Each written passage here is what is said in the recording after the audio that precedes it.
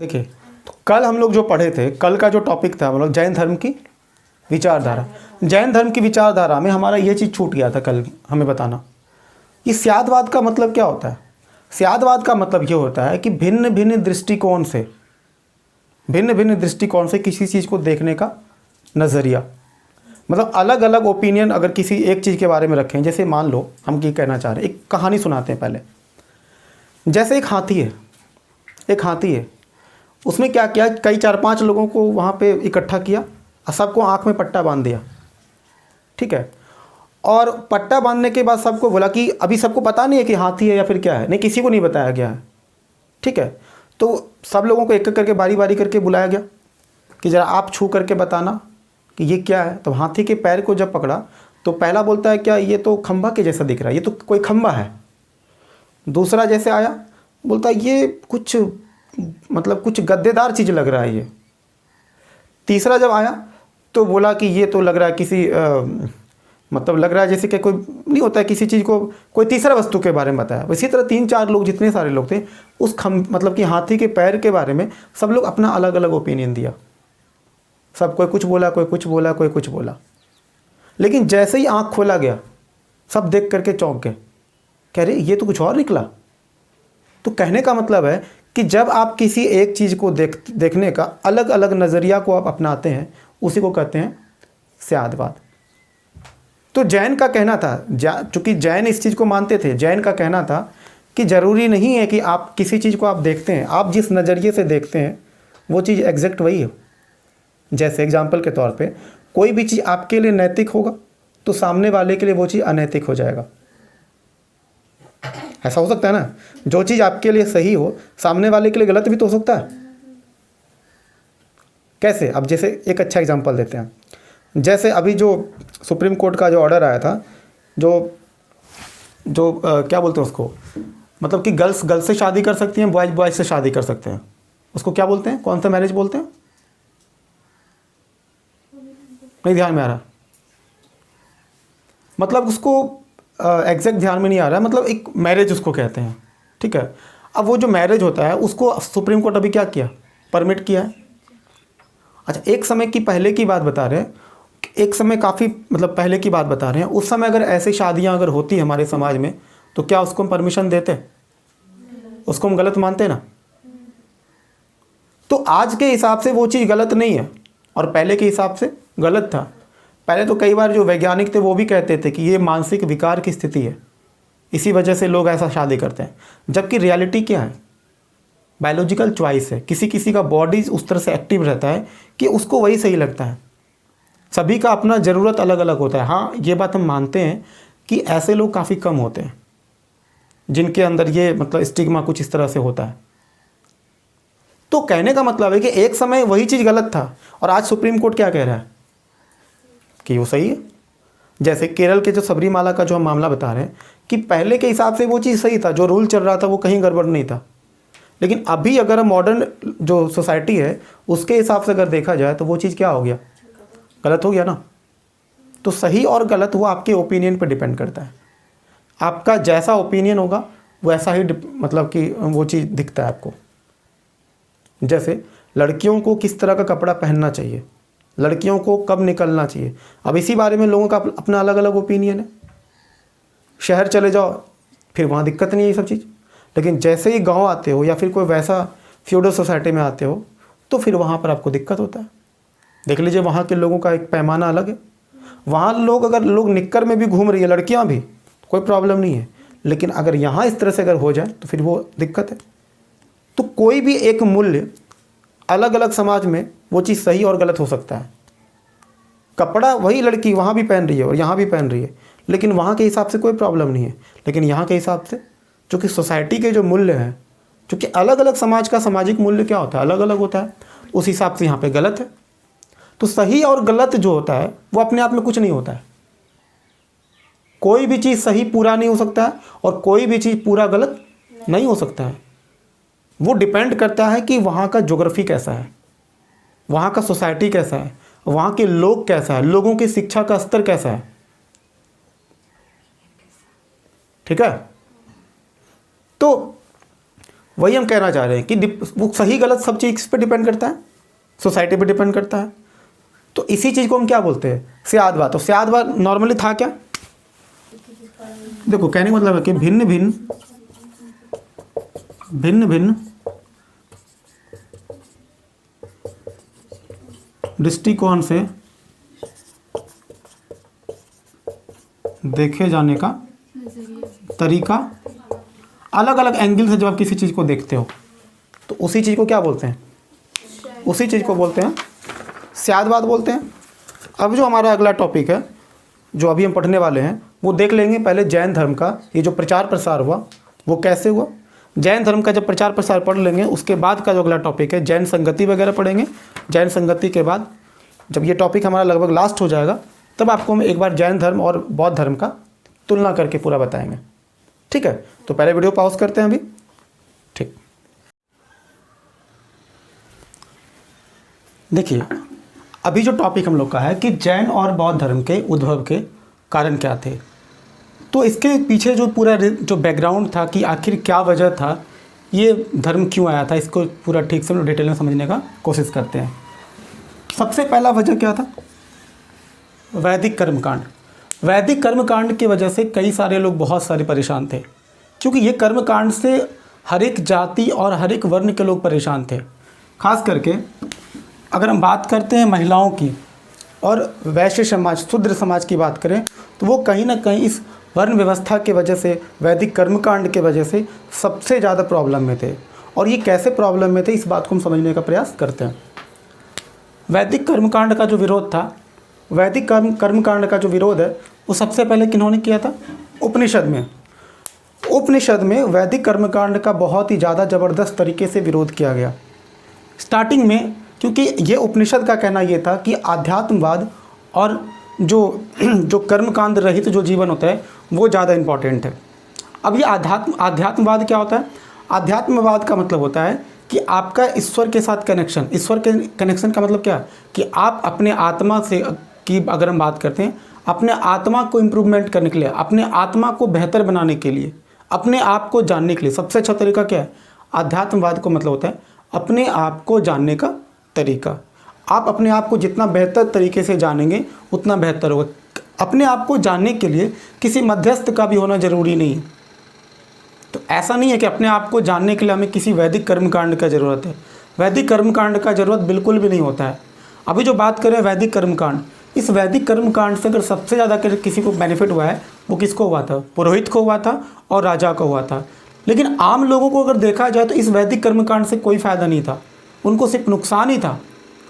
अभी देखते हैं, अगर हम बात करते हैं कि ये उपनिषद की बात हम ये क्यों कर रहे हैं, आखिर ये सबसे पहले वैदिक कर्मकांड का चूँकि विरोध किया था और यही वजह था कि जैन और बौद्ध धर्म को एक सहारा चाहिए था कि ये जो वैदिक धर्म है उनको जैन धर्म या बौद्ध धर्म के जो अनुयायी थे वो भी पसंद नहीं करते थे, चाहे वो महावीर हो या फिर बौद्ध हो। अच्छा वर्ण एवं धर्म की जो बात है उसको ये सिरे से खारिज करता है कि वर्ण एवं धर्म की अपेक्षा क्या करना चाहिए, कर्म को ज़्यादा महत्व देते हैं। और इसी चीज़ के वजह से ये जो जैन धर्म है या फिर जो बौद्ध धर्म है वो ज़्यादा फेमस होता है। तो जैन धर्म और बौद्ध धर्म का जो पृष्ठभूमि अगर हम बात करते हैं, बैकग्राउंड की बात करते हैं, तो ये बैकग्राउंड कौन तैयार करता है, उपनिषद। क्योंकि उपनिषदों में इस वैदिक कर्मकांड का ज़बरदस्त तरीके से क्या किया जाता है, विरोध किया जाता है। और इसी विरोध के वजह से जैन और बौद्ध धर्म के जो कई सारे जो लोग हैं उनके साथ जुड़ते चले गए, जैन और बौद्ध धर्म के साथ, क्योंकि बहुत सारे लोग नाराज़ थे और उनकी नाराज़गी को दूर करने वाला कोई न कोई एक व्यक्ति तो चाहिए था, कोई एक ऐसा एक रेडीमेड धर्म चाहिए था जो इस धर्म से थोड़ा अलग हो। और यही चीज़ के वजह से लोगों के जो ऑप्शन मिला, लोग आसानी से जैन और बौद्ध धर्म को अपनाए, क्योंकि वहाँ पे जैन और बौद्ध धर्म में वैदिक कर्मकांड का विरोध किया गया था। उसके बाद अगर बात करते हैं कि क्या धार्मिक कारण थे, जैन और बौद्ध धर्म के उद्भव के पीछे धार्मिक कारण क्या थे, तो यहाँ पर देखते हैं कि धार्मिक, चूँकि वैदिक कर्मकांड के अनुसार अगर हम बात करें तो वैदिक कर्मकांड में चूँकि किसी भी प्रकार के अगर आपको धार्मिक कार्य करना होगा तो उसके लिए पुरोहित बिल्कुल ज़रूरी है, क्योंकि पुरोहित के बिना कोई भी धार्मिक कार्य आप नहीं कर सकते हो। तो यहाँ पर आप देख रहे हैं कि पुरोहितों को अनिवार्यता की बात किया जा रहा है। और इस चीज़ के वजह से लोग बहुत नाराज़ होंगे कि हर चीज़ में, हर एक कर्मकांड, हर एक मतलब कि धार्मिक कार्य की बात अगर हम करें, सभी जगह पे पुरोहितों का वर्चस्व था। और इस वर्चस्व को लोग मतलब गलत मतलब लोग इस वजह से तकलीफ में रहते थे। अच्छा, दूसरा बात अगर हम करें तो इसी धार्मिक कार्य की वजह से पुरोहितों को जो अनिवार्य किया गया था, इससे जो सबसे बड़ा फायदा पुरोहितों को क्या हुआ कि पुरोहितों के पास प्रचुर संपत्ति से वो क्या हो गए, विलासितापूर्ण जीवन जीने लगे। क्योंकि संपत्ति जब ज़्यादा होगा, चूँकि पुरोहित हर एक जगह पे, हर एक धार्मिक कर्मकांड में पुरोहित वहाँ पे शामिल रहते हैं, और इस धार्मिक कर्मकांड के बदले जो उनको दान दक्षिणा मिलता था वो एक समय के बाद काफ़ी ज़्यादा मिलने लगा। और इसके वजह से क्या हुआ, इसके वजह से ये जो चूँकि इनके पास जब धन संपत्ति बहुत ज़्यादा होगा तो वो अपनी लाइफ कैसे जिएंगे, विलासितापूर्ण जीवन। विलासितापूर्ण का मतलब क्या होता है कि ऐशो आराम की ज़िंदगी वो जिएंगे, फिर वो किसी भी प्रकार के आध्यात्म की बात वो नहीं करेंगे। ठीक है। अच्छा, वैदिक कर्मकांड और धर्म को पुरोहितों के विरुद्ध क्या हुआ, इसके वजह से क्या होगा, पुरोहितों के विरुद्ध एक ज़बरदस्त तरीके से प्रतिक्रिया होगी। अब लोग पुरोहित को लोग अब चूंकि धन संपत्ति विलासितापूर्ण जीवन जब जीने लगे तो पुरोहितों का सम्मान समाज में क्या होते चला गया, घटते चला गया। और ये एक बहुत बड़ा वजह था कि इसके वजह से वैदिक जो धर्म था उसका पतन हुआ, और यहाँ पर जैन धर्म और बौद्ध धर्म का उद्भव होता है। तो देख रहे कि ऐसी स्थिति में लोगों का क्या होगा, धर्म के प्रति जो क्या होगा, एक नए धर्म चाहिए था उसको, चूँकि इस धर्म के जो अनुयायी थे वो कैसा हो चुके थे, विलासितापूर्ण हो चुके थे। आप अक्सर एक चीज़ देखना, किसी भी धर्म के जो धार्मिक गुरु थे, अगर वो किसी गलत कार्यों में अगर संलिप्त पाए जाते हैं तो देखना कि उस धर्म के प्रति लोगों का जो नज़रिया है वो कमज़ोर हो जाता है। मतलब अगर किसी धर्म के जो धार्मिक गुरु होते हैं, अगर वो किसी बुरे कामों में पाए जाते हैं, अगर उनके आचरण से संबंधित अगर किसी बात को अगर लोग देख लेते हैं, तो इसके वजह से सबसे ज़्यादा नुकसान किसको होता है, उस धर्म को होता है। क्योंकि उस धर्म के जो अनुयायी थे उनके प्रति सम्मान खत्म हो जाता है। और ये बहुत बड़ा वजह रहता है जो वैदिक धर्म का जो पतन दिखता है आपको वहाँ पर, इसी वजह से, क्योंकि कर्मकांड के वजह से पुरोहितों को सबसे ज़्यादा बेनिफिट मिला था। पुरोहितों के पास संपत्ति इतना ज़्यादा हो गया था कि वो किसी भी प्रकार के तप करने के लिए तैयार नहीं थे, वो किसी भी प्रकार के वैराग्य को अपनाने के लिए तैयार नहीं थे, वो धन संपत्ति को अर्जाने के चक्कर में लगे हुए रहते थे। ठीक है।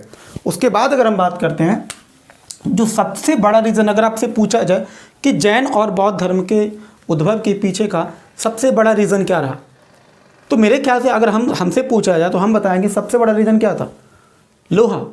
चूँकि लोहा का जो तकनीक की जो बात अगर हम करते हैं कि लोहे के विकास से जो सबसे ज़्यादा जो फ़ायदा हुआ वो उस धर्म के मतलब उस समाज को ज़्यादा बेनिफिट मिला।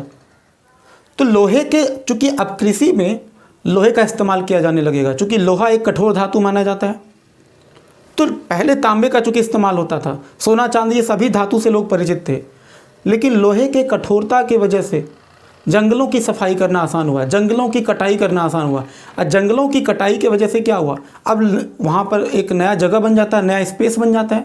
अब कई सारे जगह पे जो पहले जंगल हुआ करता था अभी वहाँ पर लोग रहते हैं। जैसे पूर्वोत्तर भारत के जो क्षेत्र देखते हैं, एक समय वहाँ पर केवल क्या था, जंगल था, लेकिन आज देख रहे हैं कि कई सारे लोग वहाँ पर क्या करते हैं, बसते हैं, रहते हैं। तो जंगलों की कटाई किनके वजह से हुआ है, चूँकि लोहे के लोहा सबसे बड़ा क्रांति कहा जाता है, चूँकि ये घटना बहुत बड़ा घटना था। अभी आपको अनुमान है ये घटना कितना बड़ा घटना था, चूँकि लोहे के वजह से एक बहुत बड़ा क्रांति आया। क्रांति का मतलब होता है एक बहुत ही बड़ा बदलाव, कृषि में बहुत बड़ा आमूलचूल परिवर्तन आया। अब एग्रीकल्चर करने का लोगों का तरीका बदला। पहले लोग जहाँ पर खेती करने के लिए केवल अनाज को ऐसे करके छिट देते थे और जितना हुआ तो हुआ, लेकिन अब क्या होने लगा, अब ये होने लगा कि अब एग्रीकल्चर के लिए चूँकि जब लोहे का इस्तेमाल किया जाएगा, तो चूँकि जो हल होता था, हल में अब लोहे का फाल का इस्तेमाल किया जाएगा, और उसके वजह से ज़मीन का जो मिट्टी का जो कोड़ाई है वो ज़्यादा होगा। और सबसे बड़ा बेनिफिट क्या होगा कि जब अनाज के दाने जब वो ज़मीन के ज़्यादा अंदर जाएंगे तो उनका प्रोडक्टिविटी भी क्या होगा, ज़्यादा होगा। यानी कि फसल का उत्पादन अगर देखा जाए तो पहले की तुलना में अब क्या होगा, ज़्यादा होने लगेगा। तो देखिए, जब फसल का उत्पादन होगा, यानी कि जब कृषि का उत्पादन बढ़ेगा, तो इसके वजह से क्या होगा, कृषि का अधिशेष बढ़ेगा, यानी एग्रीकल्चर का सरप्लस क्या होगा, बढ़ेगा।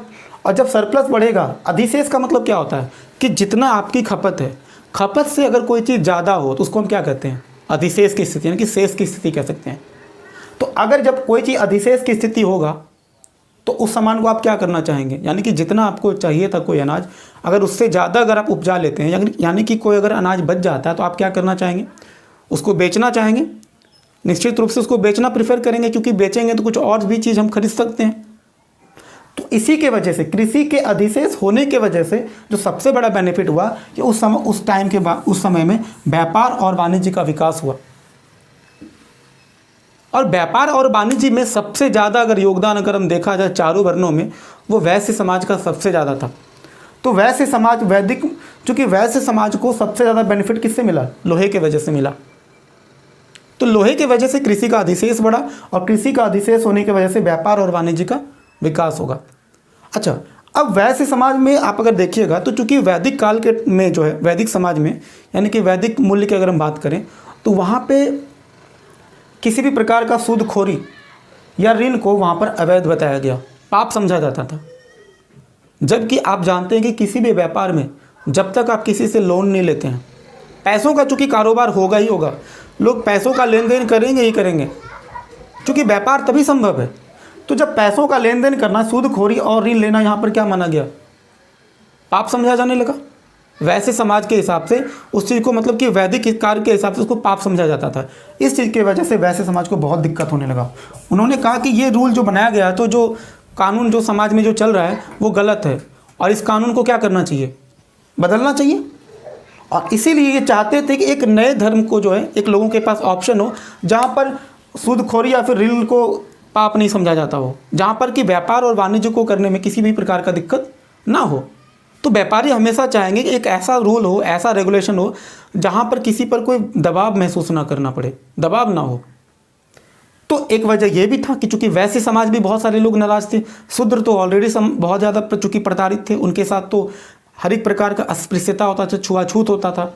महिलाओं और शूद्रों को तो वेद पढ़ने का भी अधिकार नहीं था, वो लोग तो ऑलरेडी, सभी लोग, चूंकि देखिए जब किसी मूल्य के प्रति जब बाकी लोग नाराज होने लगते हैं ना, तो ऐसे में उस धर्म का पतन होना तय है। उसके बाद बात करते हैं कृषि अधिशेष के वजह से जो दूसरा फायदा हुआ कि राजा को कर की प्राप्ति बढ़ी। और राजा को कर की प्राप्ति के वजह से क्या होगा, जब चूंकि देखिए पहले के समाज में क्या था कि टैक्स था कि जितना मर्जी हुआ आप दे दीजिए, कोई प्रॉब्लम नहीं है। जैसे कि बलि नाम का जो कर पड़ते हैं वैदिक काल के टाइम में जो था, वहाँ पर क्या था, जिसको जितना मर्जी अपना दे दो। लेकिन अब क्या किया जाएगा, अब यहाँ पर चूंकि कर की, अच्छा पहले ये भी था कि जिसको जितना मर्जी देगा, लेकिन अब क्या किया जाएगा, अब ऐसा नहीं क्या बोलेगा कि कर तो बिल्कुल अनिवार्यता है, टैक्स आपको देना पड़ेगा। तो सबसे पहली बात है कि इस काल में जो सबसे बड़ा चेंजिंग जो देखते हैं उत्तर वैदिक काल में, यहाँ पर क्या है कि टैक्स को बिल्कुल कंपलसरी कर दिया जाता है। चूँकि पहले की तुलना में अब कृषि का जो प्रोडक्शन है वो भी ज़्यादा हो रहा है, और एग्रीकल्चर का चूँकि प्रोडक्शन ज़्यादा हो रहा है, तो इस वजह से क्या होगा, राजा को कर की प्राप्ति भी पहले से ज़्यादा होगा। अच्छा, राजा के पास अगर कर की प्राप्ति पहले से ज़्यादा होगा तो इससे राजा की साख क्या होगा, बढ़ेगा। राजा का धन संपत्ति जब बढ़ेगा तो राजा क्या करेगा, अब जो सेना पहले केवल टेम्प्रोरी तौर पे रखते थे कि जब युद्ध होगा लोगों को इकट्ठा कर लिया जाएगा, उससे हम लड़ लेंगे, लेकिन अब क्या होगा, अब सेना को परमानेंटली रखा जाएगा और सेना को नियमित रूप से सैलरी भी दिया जाएगा, जो सबसे बड़ा आपको चेंजिंग दिख रहा है। तो ये सारी चीज़ें होने की वजह से क्या हो गया, राजा की चूंकि साख जब बढ़ेगा तो राजा का महत्व बढ़ेगा। अब राजा अपना नाम के पीछे उपाधि, बड़े बड़े उपाधि लगाएगा, महाराजा धीराज, इतने बड़े जो है उपाधि लगाया जाएगा। तो राजा की साख के बढ़ने के, राजा के धन संपत्ति बढ़ने की वजह से जो सबसे बड़ा दिखता है, यहाँ पे राजा के अंदर साम्राज्यवाद की भावना हुआ। अब राजा एक कबीले से, चूंकि वो पहले कबीले का राजा था, एक जगह से दूसरे जगह लोग क्या करेंगे, अटैक करेंगे, हमला करेंगे और अपने साम्राज्य का विस्तार वो करेंगे। और इस हमला करने में सबसे ज़्यादा योगदान कौन देगा, सेना। सैनिक ताकत चूंकि बढ़ चुकी है और सैनिक ताकत की वजह से साम्राज्यवाद करना, अपने क्षेत्र का विस्तार करना वो ज़्यादा आसान है। तो ये कितने सारे आपने रीज़न देखा कि एक लोहे के वजह से, चूंकि जंगल की भी कटाई होता है, नए जगह पे लोग बसने का, पूर्वोत्तर भारत का जो आप क्षेत्र देख रहे हैं, ये सारा चीज़ का जो लोहा की वजह से बहुत सारा डिफरेंस आपको देखने को मिलता है कि लोहे की वजह से लोगों को एक उम्मीद बढ़ा, लोगों का एक्टिविटी बढ़ा। चूंकि हम पढ़े थे पहले, हड़प्पा काल के समय में नगरीकरण का दौर चल रहा था, लेकिन एक समय के बाद जब ये हड़प्पा काल का पतन हो जाता है, तो हड़प्पा काल के पतन के बाद चूंकि ग्रामीण सभ्यता फिर आ जाता है, और दोबारा जब ये उत्तर वैदिक काल में देखते हैं, फिर यहाँ से नगरीकरण की प्रक्रिया क्या होती है, धीरे धीरे शुरू होती है। और ये बहुत ही बड़ा एक क्रांति माना जाता है। इसीलिए तो हमने देखा कि जैन और बौद्ध धर्म के जो उद्भव थे उसके पीछे के कारण क्या थे। अब वीडियो को पहले पॉज करते हैं, फिर उसके बाद देखते हैं अगला वीडियो।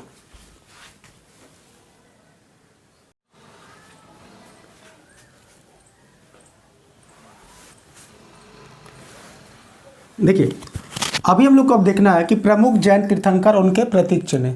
क्योंकि हम लोग जानते हैं कि कई सारे जो जैन हैं उनके अलग अलग तीर्थंकर थे। अगर हम बात करते हैं जैन धर्म के, तो जैन धर्म का अगर संस्थापक अगर कहा जाता है तो वो किनको कहा जाता है? ऋषभ देव को कहा जाता है। अगर वास्तविक तौर पे देखा तो जैन धर्म का संस्थापक इन्हीं को कहा जाता है। लेकिन अगर एग्जाम में पूछा जाए कि जैन धर्म के वास्तविक संस्थापक कौन होते हैं, तो वहाँ पर आपको किनका नाम बताना पड़ेगा? वहाँ पर आपको महावीर बताना पड़ेगा।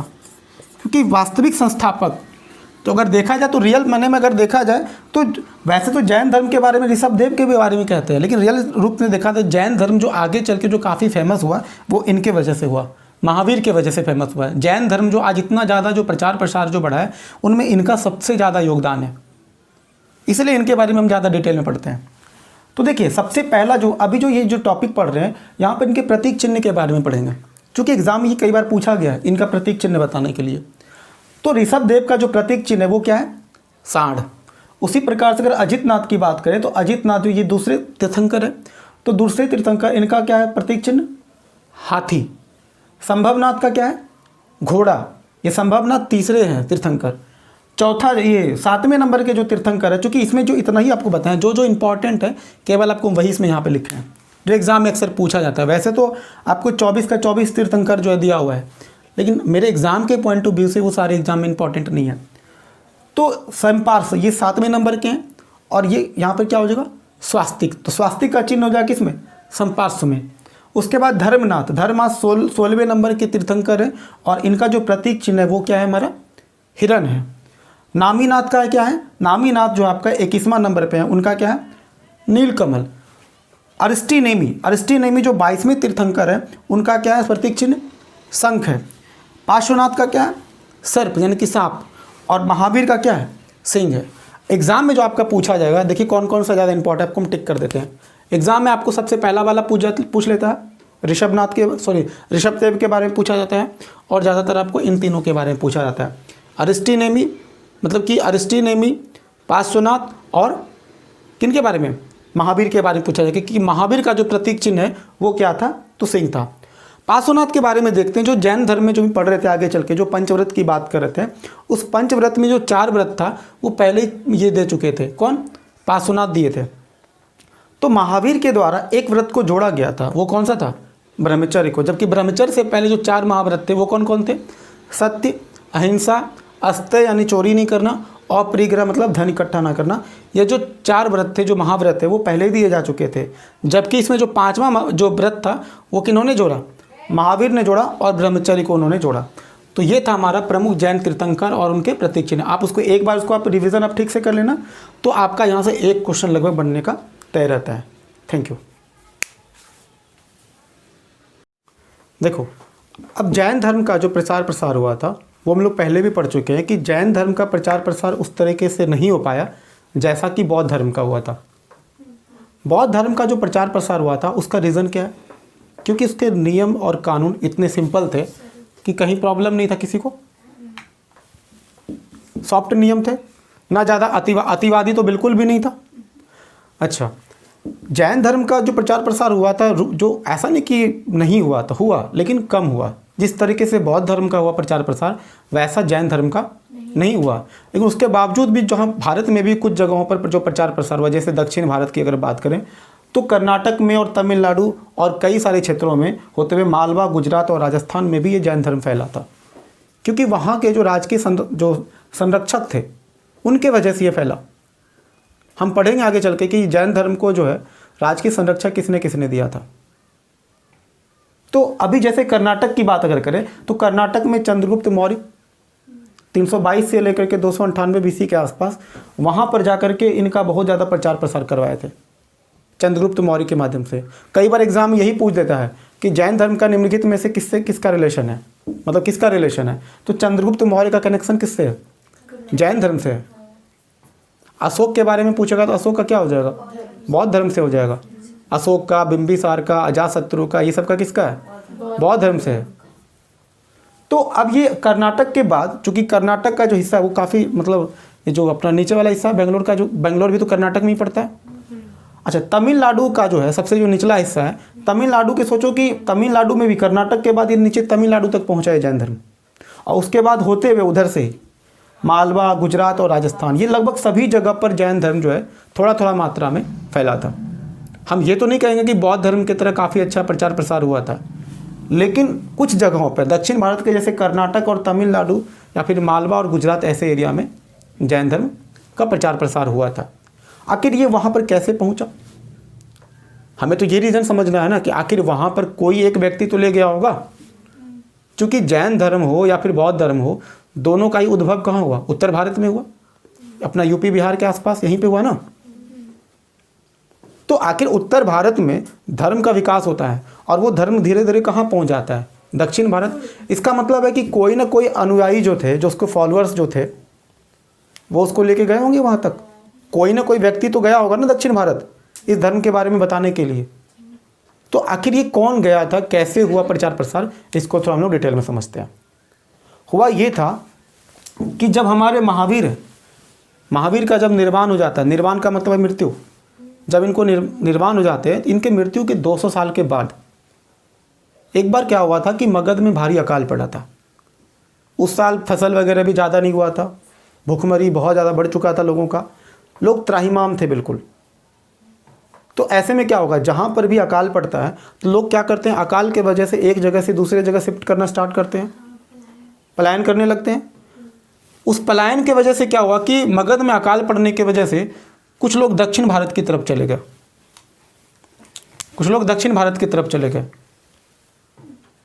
अब दक्षिण भारत की तरफ जो गए थे वो भद्रबाहु के नेतृत्व में गए थे। भद्रबाहु अपने नेतृत्व में कई सारे जैनियों को साथ में लेके चले गए, क्योंकि भद्रबाहु को दक्षिण भारत के बारे में थोड़ा बहुत पता था।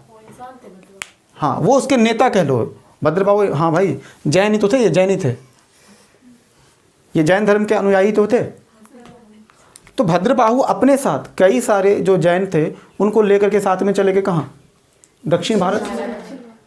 अच्छा, कुछ लोग जो थे वो यहीं रह गए, जो उनको ये लगा कि चलो भाई अकाल में भी जो है हम इसको यहाँ पे सरवाइव करके रहेंगे। उनको लगा कि चलो ठीक है, अभी दिक्कत है, एक समय के बाद चीज़ें जब ठीक हो जाएगी तो फिर कोई दिक्कत नहीं है, काहे भटकना है, कुछ दिन तकलीफ सह लेते हैं। क्योंकि सारा संपत्ति क्या मतलब सब चीज़ रहने का चूँकि यहीं पे आदत हो चुका है, तो लोगों को लगा एक बार चलो ठीक हो जाएगा, सब एक समय के बाद हर चीज़ ठीक हो जाएगा, इसी उम्मीद में। अब जो उत्तर भारत में जो लोग रह गए तो वो किनके नेतृत्व में रह लो? स्थल बाहु का कहना था कि सब लोग यहीं रहो, और भद्रबाहु का कहना था कि सब लोग कहाँ चले जाओ? अच्छा, अब ये दोनों नाम याद कैसे रहेगा एग्जाम में? स्थल का मतलब क्या होता है? स्थिर मान लो, समझने के लिए। स्थल का मतलब वैसे तो भूमि होता है, समझने के लिए स्थल का मतलब जो यहीं पे स्थिर रह गया। अब भद्रबाहु का मतलब जो चला गया। अब एक याद रहेगा, दूसरा तो ऑटोमेटिक याद रहेगा। अब जब ये चले जाएंगे कहाँ? दक्षिण भारत। तो जब दक्षिण भारत ये जाएंगे तो फिर वहाँ पर जा कर के कई सारे जो शासक थे उस जगह के, उन्होंने उसको जो संरक्षण दिया, चलो ठीक है आप यहीं रहो, आपके जो अनुयायी लोग आए हैं उनके रहने का, खाने का, हर चीज़ का प्रबंध किया गया। अब फिर जो अनुयायी वहाँ पहुँचे वो क्या करेंगे? उस धर्म का प्रचार प्रसार करेंगे ना। वो जो उनका तो एक ही काम था ना, जो जैनी लोग जो थे उनका एक ही काम था, लोगों को सिर्फ ज्ञान की बातें कहना, धर्म की बातें कहना। तो उनको उस धर्म का प्रश्रय कौन दिया था? वहाँ पे कर्नाटक में चंद्रगुप्त मौर्य दिए थे। इसके अलावा कई सारे जो शासक थे उन्होंने भी प्रचार प्रसार में उनको प्रश्रय दिया था। जैसे अगर हम बात करें जैन धर्म का राजकीय संरक्षण जो मिला था वो किन के माध्यम से मिला था? चंद्रगुप्त मौर्य, उसके अलावा महापद्मनंद, अमोघवर्ष, खारवेल, वही खारवेल जो हाथी गुम्फा अभिलेख बनवाते हैं, उसके अलावा उदयन जो पटना को राजधानी बनाते हैं, वंद राजा और चंदेल शासक, इतने सारे लोगों ने जैन धर्म का संरक्षण दिया। और यही वजह रहा कि जैन धर्म जो थोड़ा बहुत जो आपको दिखता है मालवा, गुजरात और राजस्थान का जो क्षेत्र के आसपास जो दिख रहा है आपको, वो इसीलिए क्योंकि राजा लोग संरक्षण दिए थे, और ये लोग चूंकि अकाल के वजह से एक जगह से दूसरे जगह चले गए थे। अच्छा, फिर उसके बाद जो घटना हुआ वो सुनना। 12 वर्ष के बाद ये वापस लौटते हैं भाई साहब, क्योंकि 12 वर्ष का अकाल पड़ा था। ये पता भी कर रहे थे खासकर कि वहाँ का स्थिति कैसा है। जब देखेंगे स्थिति, इनको लगा कि जब स्थिति सही होगा फिर हम वापस पहुँचेंगे अपने जगह पर। 12 वर्ष का लंबा अकाल पड़ा था उस साल मगध में। तो जब ये वहाँ से वापस आते हैं तो उसके बाद जब वापस आते हैं तो आने के बाद ये लोग आपस में भिड़ जाते हैं, क्योंकि सीधी सी बात है, तुम तो जब स्थिति खराब था निकल रहे थे, हम लोग यहाँ किसी तरह सर्वाइव किए। अब सवाल ये उठता है वहाँ पे कि आखिर आप जो गए वहाँ पर या फिर हम लोग भी जो यहाँ रहे, अब डिबेट दोनों में इस बात पे उठा कि आखिर दोनों में रूल रेगुलेशन जो जैन धर्म जो कहता है सही से फॉलो कौन किया। अब इस बात पे मतभेद हुआ। अब ये उसको कह रहा है, स्थल बाहु भद्र बाहु को कह रहा है कि हम रूल रेगुलेशन ज़्यादा फॉलो किए, तकलीफ था तब भी। ये कह रहा है कि नहीं हम ज़्यादा अच्छे से रूल रेगुलेशन फॉलो किए, तुम लोग तो जैन धर्म को बर्बाद कर दिए, बेकार कर दिए, फॉलो ही नहीं कर रहे हो सही से जैन धर्म को। तो जैन धर्म को अब दोनों दावा करें कि असली जैन हम हैं, वो कहता है असली जैन हम हैं। तो चूंकि मगध में जो 12 वर्ष का अकाल पड़ा, उसके बाद जो धार्मिक नियमों का पालन के टॉपिक पर इनका हुआ था, विवाद हुआ था। अच्छा, अब उसके बाद ये होगा कि 2 गुट में लोग बट जाएंगे, क्योंकि जब विवाद रहेगा तो क्या होगा, धीरे धीरे जैन धर्म में क्या होगा, 2 फाड़ हो जाएगा। अब उसी में से 2 फाड़ बन गए। एक फाड़ क्या बना, श्वेतांबर। ध्यान देना, ये व्यक्ति का नाम नहीं है, एक संप्रदाय है, एक प्रकार से एक संप्रदाय है। हम बताए थे ना, संप्रदाय का मतलब क्या होता है, धर्म का ही हिस्सा होता है। जैसे कि शैव या जो वैष्णव होते हैं वो हिंदू धर्म का ही हिस्सा है, तो हिंदू धर्म के नीचे का जो हिस्सा होता है उसी को संप्रदाय कहते हैं। तो ये संप्रदाय जो है श्वेतांबर, और दूसरा संप्रदाय का नाम क्या पड़ गया, दिगंबर। तो जो श्वेतांबर जो संप्रदाय के थे वो सफ़ेद वस्त्र में रहते थे, और जो दिगंबर थे वो नग्न अवस्था को फॉलो करते थे। मतलब इनका क्या है कि हम किसी भी प्रकार के वस्त्र को भी हम नहीं पहनेंगे, और ये कहना था कि नहीं हम कम से कम सफ़ेद कपड़ा तुम पहनेंगे, सफ़ेद कपड़ा में रहेंगे।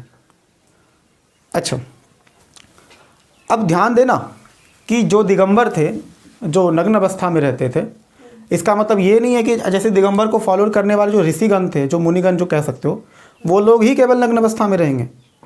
बात समझ रहे हो। दिगंबर के हम आगे चल के पढ़ेंगे कि श्वेतांबर और दिगंबर के विचार क्या थे। केवल इतना ही नहीं समझना है कि श्वेतांबर सफ़ेद कपड़ा पहनते थे और दिगंबर नग्न अवस्था में रहते थे। केवल इतने से आप नहीं समझ पाओगे, क्योंकि दोनों के विचार अपने अलग अलग हैं, और दोनों के ही विचार अपने जगह पे काफ़ी शानदार है। हम जब पढ़ेंगे अभी श्वेतांबर और दिगंबर को तो समझेंगे कि दोनों के विचार जो है अपने आप में बहुत ही शानदार है, अपने अपने जगह पर दोनों परफेक्ट हैं, कहीं दिक्कत नहीं है। तो जो कहने का मतलब है जो आम लोग थे जो वो भी तो जैन को फॉलो करते थे, वो भी तो हो सकता है कोई श्वेतांबर को फॉलो करता हो, कोई दिगंबर को फॉलो करता हो। जैसे वहाँ पर हीनयान और महायान पढ़ रहे थे बौद्ध धर्म के हिसाब से, कुछ लोग हीनयान को फॉलो करते थे और कुछ लोग महायान को फॉलो करते थे। लेकिन जो घर में रहने वाले जो लोग थे, जो लोग घर में रहते थे, जो आम आदमी था, आम आदमी पूरी इस तरह के रूल को फॉलो नहीं करता। आम आदमी नंगा थोड़ी रहेगा, वो तो कपड़ा पहन के रहेगा। तो ध्यान देना, ये जो रूल रेगुलेशन था वो किसके लिए था, वो केवल चाहे वो सफ़ेद कपड़ा पहनने वाले ऋषि हो, चाहे वो नग्न अवस्था पहनने वाले ऋषि हो, दोनों ही केवल मुनिगण रहते थे। आम लोग ना सफ़ेद कपड़ा पहनता था ना ही नग्न अवस्था में रहता था। आम लोग सिर्फ इसको फॉलो करते थे। ठीक है, अनुयायी यही तो कह रहे हैं ना, ये तो हुआ ना फॉलोअर्स, अनुयायी तो है ये। तो अभी जो हम अगला टॉपिक पढ़ने वाले हैं, इसके जस्ट बाद जो हम पढ़ेंगे वो हम लोग ये देखेंगे कि जैन धर्म और बौद्ध धर्म का जो दोनों का जो ये संप्रदाय है, दोनों में अंतर क्या। जैसे बौद्ध धर्म में हीनयान महायान को पढ़ेंगे, उसी प्रकार से जैन धर्म में श्वेतांबर और दिगंबर दोनों को तुलना करके हम लोग तेज़ी से पढ़ते हैं। तो पॉज करते हैं वीडियो को, फिर अभी करते हैं। देखो अब देखते हैं कि जैन धर्म और बौद्ध धर्म के जो मतानुयायी थे उनमें क्या डिफरेंस था, जो संप्रदाय इसको कहते हैं। हम लोग पहले पढ़े थे कि बौद्ध धर्म में जो 2 संप्रदाय थे, हीनयान और महायान, ये आपस में बटे थे। ये कब बटे थे, चौथे बौद्ध संगति के टाइम में बटे थे, जो कि कहाँ पर हुआ था, कुंडलवन, कश्मीर के टाइम, कश्मीर में हुआ था। और किसके शासनकाल में हुआ था, कनिष्क। बौद्ध धर्म का चारों संगति हम लोग देख चुके हैं। ठीक है। अच्छा, बौद्ध धर्म और जैन धर्म, हीनयान और महायान के बारे में उस समय हम बस इतना ही पढ़े थे कि हीनयान क्या होते हैं, जो प्योर बौद्ध धर्म के प्योर फॉर्म को क्या बोलते हैं, हीनयान। और महायान जो बौद्ध धर्म में ही कई सारे रूल्स को और ज़्यादा ऐड कर लिया गया, और ज़्यादा फ्लेक्सिबल, मतलब कि फ्लेक्सिबल टाइप का जो बौद्ध धर्म होता है उसको महायान कहते हैं। जो थोड़ा कठोर प्रवृत्ति का, जो रिजिड टाइप का होता है, जो नियम कानून एकदम एज इट इज वही फॉलो करेगा जो कि बौद्ध धर्म में कह के गया है, जो लोग बौद्ध कह के गए थे। और यहाँ पर क्या होगा, थोड़ा रूल्स रेगुलेशन थोड़ा सॉफ्ट होगा। ठीक है, आम लोगों को हीनयान से भी ज़्यादा इजी लगता है इसको महायान को फॉलो करना, ये बहुत ही सिंपल है फॉलो करना। ठीक है। उसके बाद बात करते हैं जैन धर्म में। तो जैन धर्म में अभी जस्ट हम पढ़े कि जब मगध में अकाल पड़ा था, अकाल पड़ने के बाद जब 12 वर्ष के बाद आए थे श्वेतांबर और दिगंबर, ये दो संप्रदाय में बटा था। तो अब हम लोग देखते हैं आखिर जो श्वेतांबर है और दिगंबर है, दोनों में का जो उनका जो फिलॉसफी था वो कहाँ कहाँ पे अलग अलग था, दोनों के सिद्धांत क्या अलग है। जैसे अगर हम बात करें मोक्ष की प्राप्ति पे सभी लोग ध्यान देते हैं। मोक्ष की प्राप्ति तो हम लोग बौद्ध धर्म में भी देखेंगे। तो यहाँ पर मोक्ष की प्राप्ति के लिए वस्त्र जो आपको पहनना है वो कैसा पहनना है, मतलब ऐसा नहीं कि सिर्फ वस्त्र पहनने से ही मोक्ष की प्राप्ति होगा। मोक्ष की प्राप्ति के लिए आपको सारा रूल्स रेगुलेशन फॉलो करना पड़ेगा। लेकिन आमतौर पे जो श्वेतांबर थे वो कैसा कपड़ा पहनते थे, सफ़ेद। और जो दिगंबर थे वो कैसा कपड़ा पहनते थे, वस्त्र ही नहीं पहनते थे। निर्वाण के लिए आप ध्यान देना, निर्वाण के लिए यहाँ पे स्त्री लोग को भी निर्वाण मिल सकता है, ध्यान देना, स्त्री को भी निर्वाण की प्राप्ति संभव है। लेकिन दिगंबर का मानना था कि स्त्रियों को निर्वाण की प्राप्ति नहीं मिलनी चाहिए।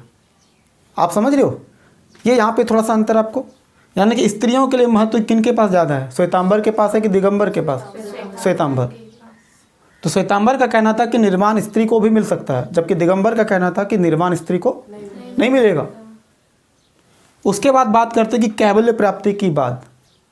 कैवल्य प्राप्ति जब आपको हो जाए, जैसे कि कहते हैं कि कैवल्य प्राप्ति के बाद भी आप भोजन कर सकते हैं। कैवल्य का मतलब क्या होता है, ज्ञान की प्राप्ति। ज्ञान की प्राप्ति होने के बाद, जैसे उसमें पढ़े थे बोधिसत्व, बोधिसत्व क्या था, ज्ञान की प्राप्ति की अवस्था थी। तो कैवल्य का मतलब क्या होता है, ज्ञान की प्राप्ति। जब आपका ज्ञान की प्राप्ति हो गई, ज्ञान की प्राप्ति कैसे होगी, त्रिरत्न को फॉलो करो। जब आप त्रिरत्न को फॉलो करोगे, यानी कि सम्यक आचरण, सम्यक ध्यान और सम्यक ज्ञान, उसी सम्यक आचरण में जो पंचव्रत था, त्रिरत्न के अंदर है ना पंचव्रत, तो जब ये सारा चीज़ फॉलो करेंगे तो हमें ज्ञान की ये कैवल्य की प्राप्ति होगी कि नहीं। तो कैवल्य की प्राप्ति के बाद भी आप भोजन कर सकते हो, कहीं प्रॉब्लम नहीं है। लेकिन दिगंबर का कहना था कि कैवल्य की प्राप्ति के बाद आपको भोजन करने का कोई अधिकार नहीं है। आपको भोजन को क्या करना है, त्याग देना है, आपको भोजन ही नहीं करना है। मतलब क्या करना है, धीरे धीरे आपको मर जाना है। तो मरने की बात ज़्यादा कौन करते थे, दिगंबर। तो कहीं ना कहीं संथारा और संलेखना की जो हम बात करते हैं, वो जैनों में भी सबसे ज़्यादा फॉलो कौन करता है, दिगंबर लोग फॉलो करते हैं। समझ रहे हो, केवल प्राप्ति के बाद भोजन यहाँ कर सकते, यहाँ पे भोजन नहीं कर सकते। ये वाला हमारा हो गया। अच्छा, अब एक और ओपिनियन था महावीर को लेकर के। जैसे कि कुछ लोगों का मानना था कि महावीर शादीशुदा थे, अब कुछ लोगों का कहना था कि नहीं, महावीर का शादी हुआ ही नहीं था। समझ रहे हो, ये बड़ा अजीब सा कॉन्ट्राडिक्शन चल रहा था। दिगंबर का मानना था कि जो महावीर थे वो शादीशुदा नहीं थे, अविवाहित थे। जबकि श्वेतांबर का क्या मानना था कि जो है महावीर क्या थे, विवाहित थे। हाँ, वही तो हम लोग पढ़ रहे हैं ना। जबकि इनका कहना था कि नहीं, ये जो है महावीर जो थे वो अविवाहित थे। तो जैनों में भी मतभेद है। तो जैन धर्म के अंतर्गत भी जो संप्रदाय है उनमें भी आप देखो कई सारा मतभेद है। अब अगर बात करते हैं कि एक है 19वें तीर्थंकर जिनका नाम था मल्लीनाथ, हम लोग उसमें नहीं पढ़े थे। तो मल्लीनाथ ये तीर्थंकर है, 24 तीर्थंकर थे ना, उसमें से 19वें नंबर के ये तीर्थंकर है जिनका नाम क्या है, मल्लीनाथ। मल्लीनाथ के बारे में मानना है श्वेतांबर का कि ये मल्लीनाथ जो स्त्री थी, इनका कहना है, दिगंबर का कहना है कि नहीं, ये पुरुष थे। समझ रहे हो, ये पुरुष क्यों मानेंगे, आप थोड़ा लॉजिक समझना। ये पुरुष क्यों मानेंगे मल्लीनाथ को, क्योंकि आप देख रहे हो निर्वाण के लिए स्त्री को, क्योंकि ये बात तो तय था कि मल्लीनाथ की भी निर्वाण की प्राप्ति हुई थी। मल्लीनाथ चूंकि वो तीर्थंकर थे, निर्वाण की प्राप्ति तो उनको भी मिला होगा, निर्वाण की अवस्था में वो भी गए होंगे। तो अगर वो स्त्री थी, ये बात, अच्छा वो स्त्री हो करके तो निर्वाण की प्राप्ति करेंगे नहीं, क्योंकि यहाँ पर स्त्रियों को निर्वाण का जो है अधिकार ही नहीं है। तो इसीलिए ये मल्लीनाथ को ये क्या मानेंगे, पुरुष मानेंगे, और ये क्या मानेंगे, थोड़ा सा लॉजिक से भी कनेक्ट कर दिए ताकि आप भूलोगे नहीं। ये समझ में आया, श्वेतांबर और दिगंबर के जो मत थे दोनों कितना डिफरेंट था। सिर्फ सफ़ेद कपड़ा और बिना कपड़ा इतना ही डिफरेंस नहीं होता, आमतौर पे हम लोग इतना ही पढ़ते हैं, जबकि आप जब डिटेलिंग पढ़ेंगे तो बहुत सारा डिफरेंस है। अच्छा, इसके अलावा अब हम लोग देखते हैं बौद्ध धर्म में, क्योंकि यहाँ भी दोनों का मत अलग अलग है। जैसे बुद्ध के बारे में मानना था, महायान का कहना था कि बुद्ध क्या है, देवता है। जबकि हीनयान का क्या कहना था, जो हीनयान संप्रदाय के लोग थे उनका कहना था कि ये जो है बुद्ध जो थे वो एक महापुरुष थे। तो देखो अंतर होता है ना, देवता और महापुरुष में अंतर होता है। पुरुषों में भी जो सबसे महान होता है, जो महान कार्य करता है, उसी को महापुरुष कहते हैं। जैसे महात्मा गांधी को महापुरुष मानते हैं, वो अलग बात है, कुछ लोग नहीं मानते, उनकी मर्जी है। लेकिन ये बात सच है कि अपने आप में अगर उनको न्यूट्रल करके देखना तो वो सच में एक अच्छे इंसान थे। ठीक है, अंबेडकर को ले लो, जिनको महात्मा गांधी पसंद नहीं है, अंबेडकर जैसे किसी किसी को बहुत पसंद है, किसी को कार्ल मार्क्स फेवरेट है, किसी के गोट से भी फेवरेट हो जाते हैं। ऐसे ऐसे लोग भी हैं जो किसी हत्यारे को भी महान बताने में चूकते नहीं हैं। वो भी ऐसे हत्यारे जो हमारे देश के राष्ट्रपिता की हत्या कर दिए। चाहे एक बात है, वो उनके विचार सही हो या गलत हो, चाहे कुछ भी हो, कम से कम आप किसी का मर्डर नहीं कर सकते उस वजह से। क्योंकि किसी का विचार आपसे मैच नहीं करता, इसलिए उसकी हत्या कर देनी चाहिए। ये लॉजिक तो वैसे भी परफेक्ट फिट नहीं बैठ पाएगा। कुछ लोग जो कि क्या गोडसे को सपोर्ट करते हैं, जो कहते हैं कि नहीं सही किया, गांधी की हत्या किया, गोडसे की पूजा भी करते हैं कुछ लोग। तो सीधी सी बात है, जो लोग गोडसे को पूजेंगे तो वो गांधी को निश्चित रूप से पसंद नहीं करेंगे। ऐसा नहीं हो सकता कि हम गोडसे को भी पूजेंगे और गांधी को भी पूजेंगे, ऐसा नहीं हो सकता है। तो विचारों का मतभेद के वजह से अगर कोई किसी का हत्या कर देता है तो मेरे ख्याल से ये अपने आप में क्या है, बहुत ही शर्मनाक बात है।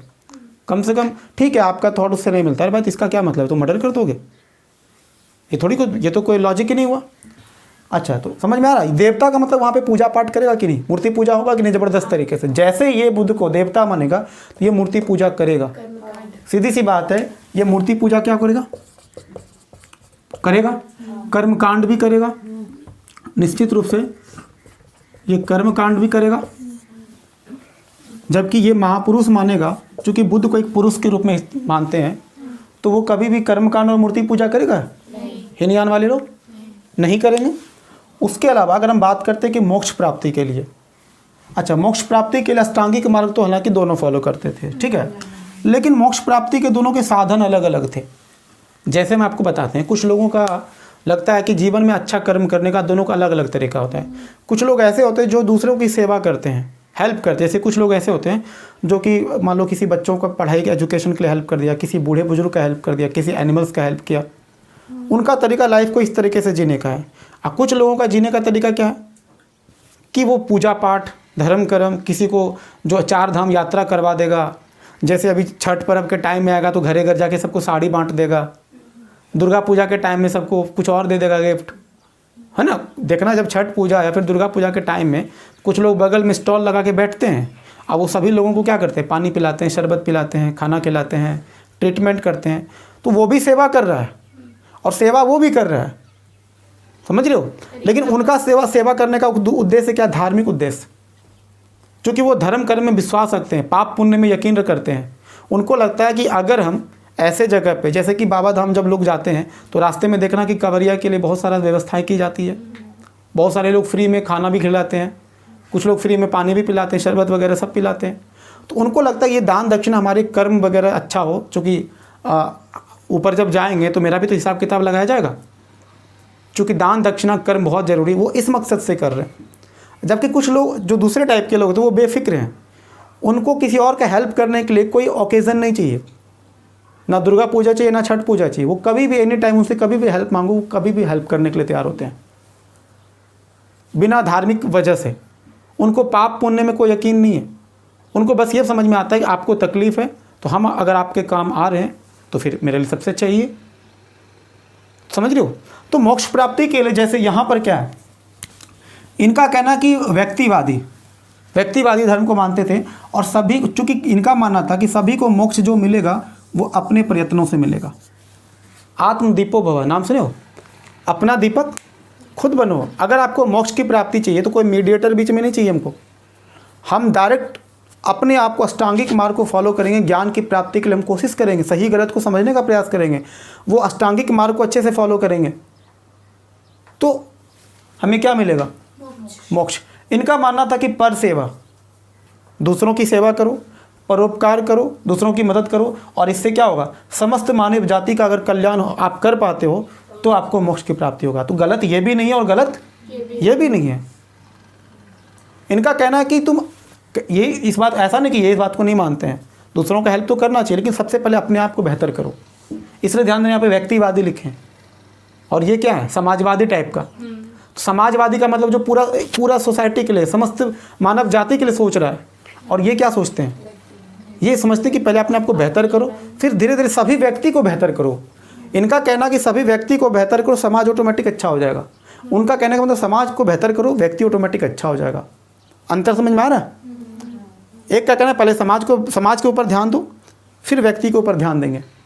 इनका कहना है कि नहीं, पहले व्यक्ति के ऊपर ध्यान दो, समाज ऑटोमेटिक अच्छा हो। क्योंकि वैसे भी समाज किससे बनता है, व्यक्ति से बनता है।